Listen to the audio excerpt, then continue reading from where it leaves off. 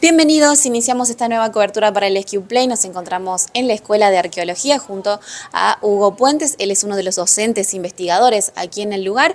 Y bueno, vamos a dialogar un poquito sobre este reciente hallazgo en el departamento Belén. Ha llamado mucho la atención de la comunidad, conocer cuál es el origen también y cómo se está trabajando. Bueno, ¿qué tal? Buenos días.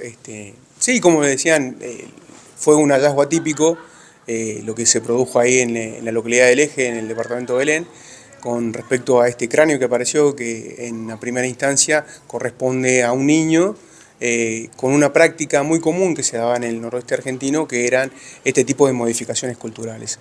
Estas modificaciones culturales lo que nos permite a nosotros tener presente es cómo se hacía el tratamiento de algunos de los personajes que integraban estos grupos y sobre todo a qué linaje familiar pertenecía o si pertenecía a alguna deformación, perdón, a alguna cuestión religiosa o social determinada de estos grupos. Es decir, que esa forma no era natural, sino que era inducida de cierta manera por alguna técnica. Sí, específicamente el nombre se llama deformación tabular erecta, y lo que se hace es ponerle una tablilla y envolverle una especie de venda alrededor del cráneo, y ese aplanamiento que se le producía hacía que el cráneo se vaya para arriba y se vaya para los costados donde no estaban. Y esto le daba una apariencia, otra apariencia a la persona.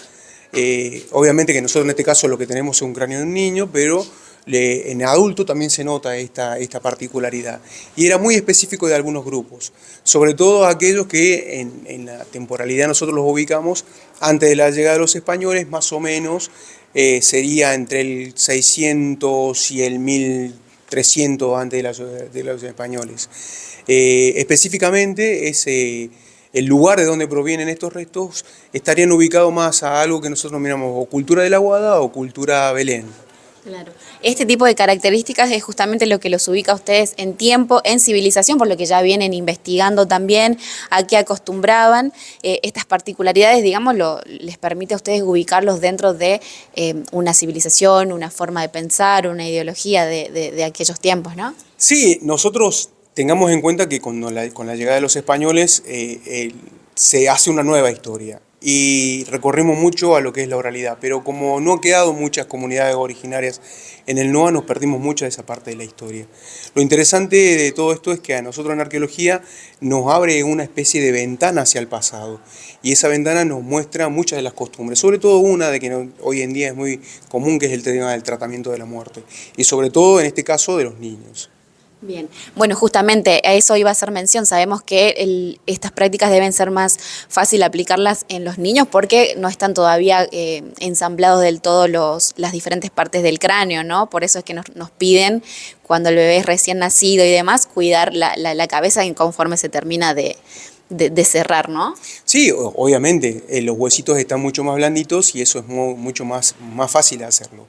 Si bien, aunque parezca algo cruento ese tipo de práctica, hoy en día nosotros podemos ver que hay muchas partes del mundo que todavía se siguen practicando, algunas cosas que son raras para nosotros, pero se hacían.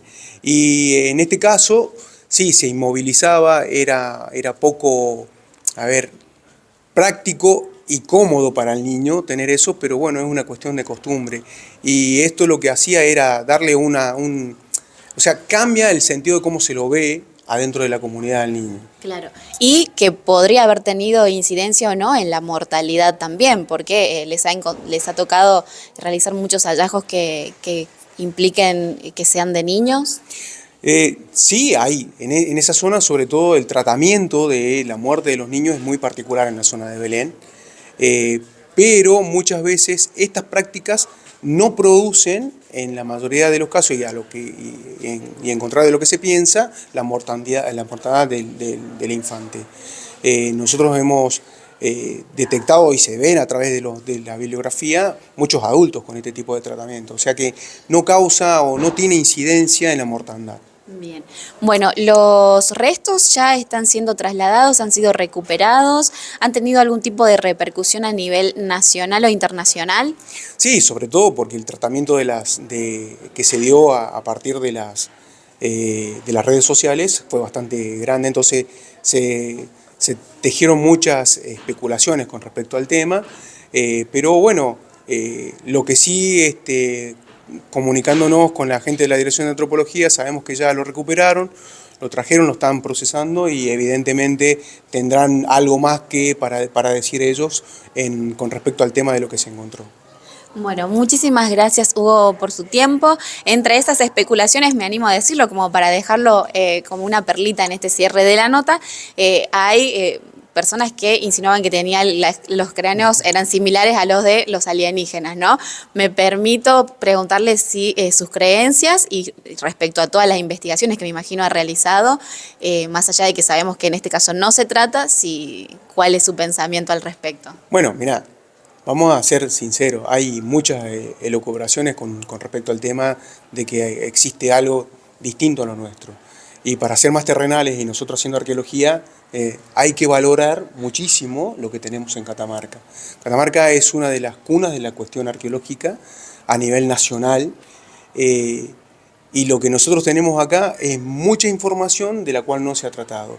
Con el tema de los alienígenas siempre vamos a especular eso, pero es más relacionado con lo mágico y religioso, con esa parte de la historia que nosotros nos perdimos y que de a poquito, a través de los estudios y los análisis que hacen nuestros colegas, estamos recuperando.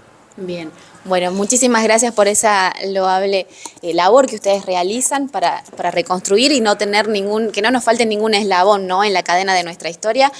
Bueno, vamos a agradecer a la gente que está del otro lado. Toda esta información con más detalle en elesq.com. Gracias por estar del otro lado.